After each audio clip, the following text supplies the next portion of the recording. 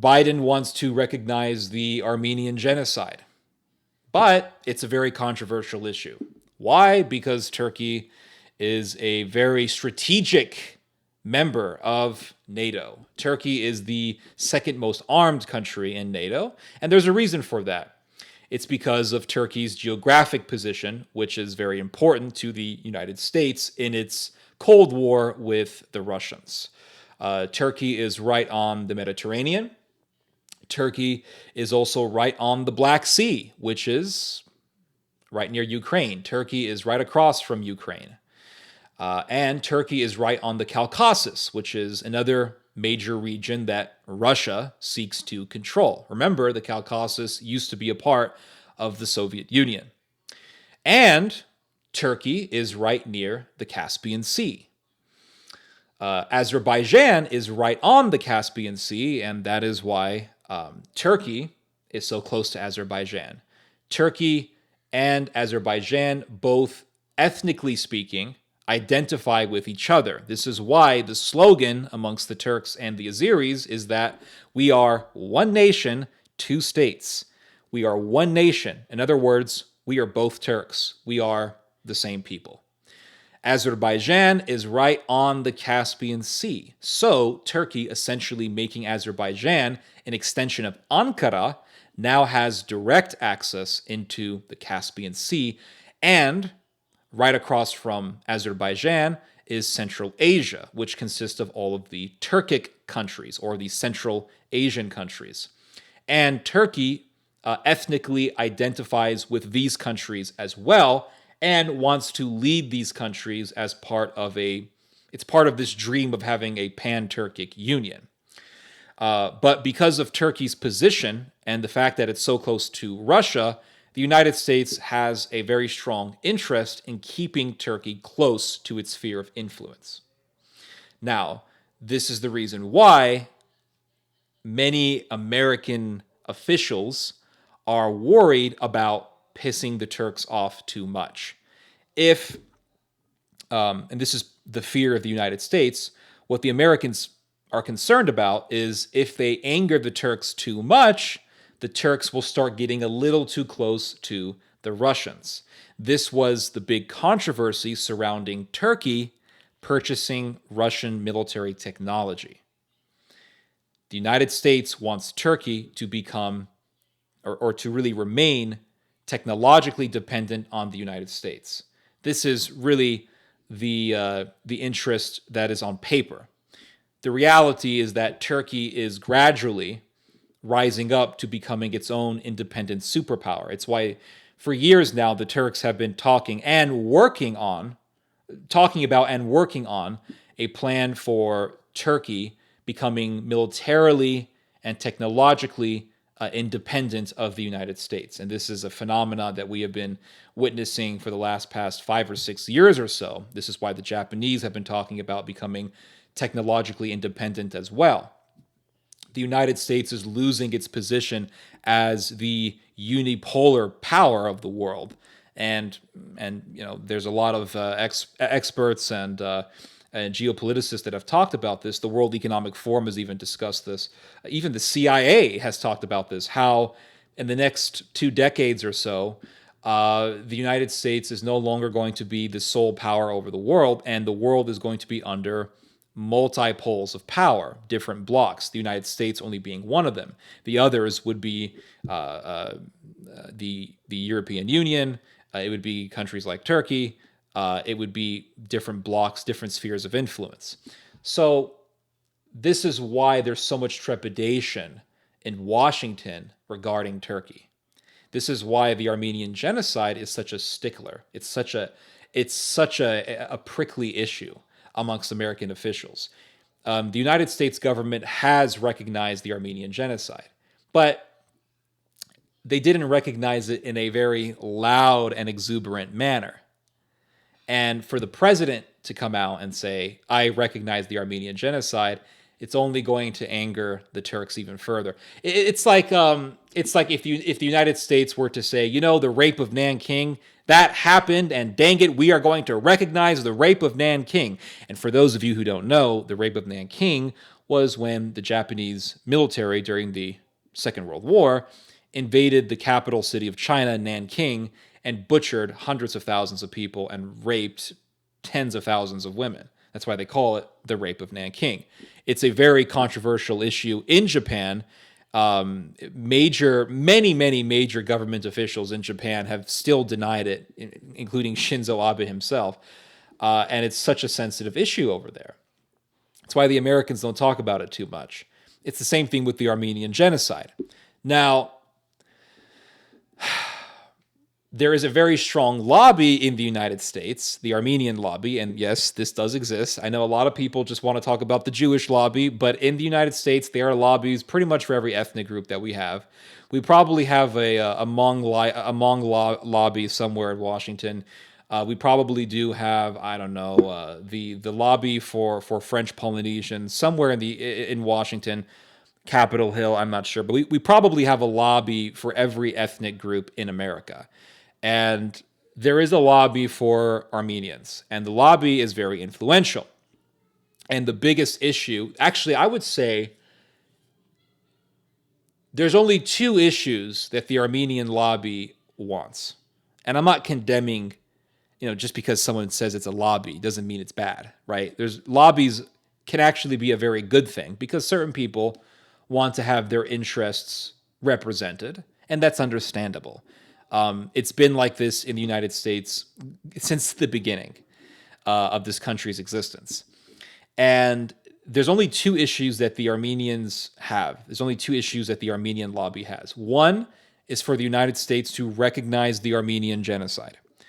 And two, it's for the United States to militarily support Armenia against Azerbaijan and Turkey. By militarily support, I don't mean boots on the ground. I mean, America should arm Armenia, support Armenia vocally and materially. The United States does not do this because Armenia is an enemy of Turkey. So Turkey is our proxy. Therefore, Russia uses Armenia as its proxy. And so what we saw late last year in the war between Armenia and Azerbaijan was nothing more than a proxy war. That's what it was. It was a proxy war between the United States and Russia, with the Russians helping the Armenians out. Well, arming the Armenians. Now, to be fair, the Russians also armed the Azeris. So the Russians are making money from both sides. And when the war was over, the Russians were the ones who brokered the peace deal, which really indicates and demonstrates America's gradual road towards isolationism. We are closer and closer becoming an isolationist country. And it really indicates the crumbling of the American empire. Hence why we are indeed heading towards a multipolar world. The Russians brokered the peace deal. And part of the peace deal was that there would be a corridor between mainland Azerbaijan and Nakhchivan, which would have to go through Armenia. And also part of the peace deal was that Russia would have a strong military presence, peacekeeping force in Artsakh or Nagorno-Karabakh. So it was really a proxy war. And technically, the Azeris won the war. So both Turkey and Russia are really splitting the Armenian territories up. Now, why is Turkey so adamant about not recognizing the Armenian genocide? It's because Turkey has no sense of accountability. Turkey essentially has the mind of a criminal. Criminals do not have accountability. You see, every human being has a conscience. And that conscience is like the internal judge. It's the judge that's within you. God gives us this judge. God gives all of us a conscience so that when we do something wrong, we can feel bad about it. And then that feeling doesn't go away. It scratches our hearts. And it doesn't go away until we have confessed that we have done something wrong. This is why confession is so important. That's where the term, getting it off our chests comes from, because it's really a feeling within us. And it doesn't go away until we get it off our chest. Certain people in this world will wage war against their conscience because they have an evil soul. The soul is the intellect, the emotions. And then, of course, you have your flesh. And the soul is kind of like the determining factor on what rules you. Is it going to be evil or going to be good? And if someone has an evil soul, if a soul is evil, then that person will wage war against his conscience. He will make the decision, because I'm not saying that he has no control. He will make the deliberate decision to sear his conscience, to destroy it. And he will wage war on that conscience until that conscience becomes a quiet, battered slave to his own flesh and his own evil desires. So certain people have this, and they war against that conscience. They will make absolute actions to silence their conscience. And individuals do this, but also countries will do this. Entire nations will do this, where they will completely deny that they have done anything wrong. All criminals do this. All criminals will say, I didn't do nothing. All criminals will say, I've done nothing wrong. I'm innocent. I've done nothing wrong. Nothing. I don't know why those cops arrested me. I don't know, Your Honor. I don't know. Just because they just hated me for no reason at all. And we see this mentality percolating the world. It's not just in Turkey where people will deny collectively an entire genocide. You also see this in the United States. Lately, I have been watching Roland Martin. Roland Martin, for those of you who don't know, he's still alive. He is a black political commentator. And why do I have to specify that he's black? Because he makes it very known. He makes it very clear that he's black and he's proud and he's going to represent his people. He's a lobbyist for African American, for some African Americans, certainly not all. He is a very anti-police individual, very anti-police, hates the police. He's filled with vitriol, filled with this insatiable hatred for authority. And to Roland Martin, black people can do no wrong. It's kind of like the racist on the other side who says white folks are great. We are the superior people. To Roland Martin, the black man, the black person can do absolutely no wrong. Lately, there has been this weird, very surreal controversy. I have no idea why this exists, but there has been this very surreal controversy surrounding the story of Ma'Khia Bryant. And I talked about this yesterday. Ma'Khia Bryant was a black girl in Ohio who had a knife in her hand and was going to stab another black girl. Officer comes into the scene and shoots Ma'Khia Bryant a second before he could stab this woman. She was so close. If you watch the video, Ma'Khia Bryant is so close to stabbing this woman. People say, well, why didn't he use a taser? Why didn't he use a taser? It's because, well, tasers don't work all the time. And if I'm an inch away from stabbing you and I get hit by a taser, I can still stab you. That's why. So, of course, the officer had no choice but to shoot Ma'Khia Bryant. And the way that you see the media headlining this story, officer shoots 16-year-old girl. They just put it like that. They don't say, well, some of them do, but a lot of them don't say, hey, stabs girl before she could stab another girl. It's officer shoots a 16-year-old girl. And you see this video. You see, for one, in the beginning of the video, a guy throwing a woman on the floor and kicking her like a soccer ball. And then when the officer shoots Ma'Khia Bryant because she's about to stab another woman, the guy who was kicking the woman on the floor says, she was just a kid. Why you do that? And it's like, you were just kicking a woman. And the left wing is so insane and so vacuous of accountability, or so vacuous of really, or really they're refusing to see the reality. They're saying this evil officer killed this girl. This is the same. Oh my God. These are the same lefties who talk about sexism, they talk about misogyny. They say, "Oh, I hate these misogynist, sexist men. These religious men, they're sexist. Oh, this evil sexist."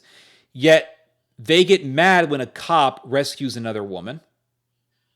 They get mad when a cop breaks a fight in which a man is kicking a woman, and nobody wants to talk about the guy kicking a woman. Nobody wants to say, hey, there was a sexist in this scene. Nobody wants to say it. Nobody wants to say there was a sexist in that scene. And the sexist was mad. The machismo black guy was mad at the officer for killing a woman who was about to murder another black girl. Nobody wants to say that. And it's the left-wing media, and I hate to sound like one of these righties, but I'm going to say it. It's the left-wing media that's pushing it. And it's so crazy. The left-wing media was accusing Trump of racism, while the same media apparatus has been supporting Navalny, the guy who has been the biggest opposer to Putin. And Navalny has been confirmed to be a Nazi, confirmed to be an ultranationalist racist. Yet the left supports that guy. So the left supports a racist. The left also attacks a cop who saved the life of another black girl. And the left sides with the guy who was kicking the girl in the ground. But nobody wants to mention that. Nobody wants to say, hey, there was a misogynist on the scene. And it wasn't the officer who was the misogynist. Nobody wants to say that. No. I've never seen such an absence of accountability. And here you have Roland Martin watching this video of Ma'Khia Bryant getting shot with a freaking magnifying glass. And he's like, 20 seconds between the arrival of the officer and the shooting of Ma'Khia Bryant. Let's break this video down. As you can see, the officer points his gun and then shoots her. But before he pulls the trigger, he says, get down, get down, get down. He didn't say put the weapon down. He said, get down. He should have told her to put the weapon down. And it's like, are we going to ignore the fact that he saved this woman's life? Are we going to ignore that fact that he saved this woman's life? And we're going to sit here and say, what? He saved another black girl's life because racism? You have to be utterly delusional and maniacal to fall for this nonsense. It's just evil. What we are seeing is pure evil.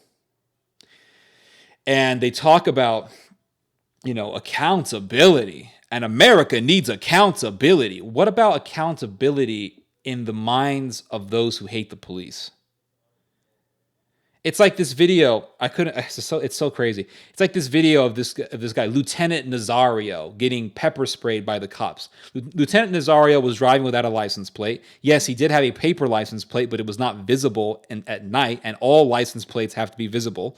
It was not visible. The cops told him to stop. He kept driving for 1.5 miles, stops at a gas station. The cops tell him to get out of the car. By the way, he also had a gun in the vehicle, and the cops are telling him to get out of the car. He is not complying. Many times the officers told this guy to get out of the car. He did not comply. They pepper sprayed him, and they tell him to get out of the car. And the officer's like, get the hell out of the car! And Nazario is like, what's going on? What's going on? He's like, I said get the hell out of the car. What's going on? What's going on? I said get out of the car. And the officer opens the door and he's like, what's going on? Pepper sprays him. Eventually they get him out of the car. And the officer is trying to explain to him, like, listen, you did not have a visible license plate. You had no actual license plate. Yes, you did have a paper one, but it was not visible. You drove for 1.5 miles before you stopped. And also I understand that there is an entire atmosphere of anti-police sentiment. And we have to be very, very careful with this sort of thing. And after making this grand, long pep talk to this guy, Nazario says, I understand that, officer. I just want to know what's going on. Like, the whole video was a meme. What happens to the cop who pepper sprays him? Oh, he gets fired. So cops are getting fired for doing their jobs. And this whole George Floyd thing, it's like they got one victory. They didn't get a victory with Breonna Taylor. They didn't get a victory with Freddie Gray. They didn't get a victory with Michael Brown. They only got one victory, and that's with George Floyd. And the only reason why they got a victory with that one is because George Floyd didn't have a weapon on him. He was completely subdued. And yeah, the guy should have gotten his knee off of him. But even that story is not really indicative of anything that they want you to believe. It's not indicative of racism. It's just indicative that there's an officer who's a complete hard ass and he was full of himself. Yes, I'm talking about Chauvin. That's the only thing that you can prove out of all of this. That's it. But with the whole George Floyd thing, it's like they got one victory and they don't want to stop. And they keep pushing these stories. Oh, now we're talking about Dante Wright, which is BS. Now we're talking about Ma'Khia Bryant, which is BS. It's such crap. And what is the media doing? Really, at the end of the day, the media is only promoting one thing, and that is lawlessness. And within that, you have racism, racial tensions, all of that. Lawlessness and racial tensions. Those two things you do not want together. You do not want together. And if you want to know what I'm talking about, just read about the Lebanese Civil War. Anyway, you guys just heard some theology. God bless.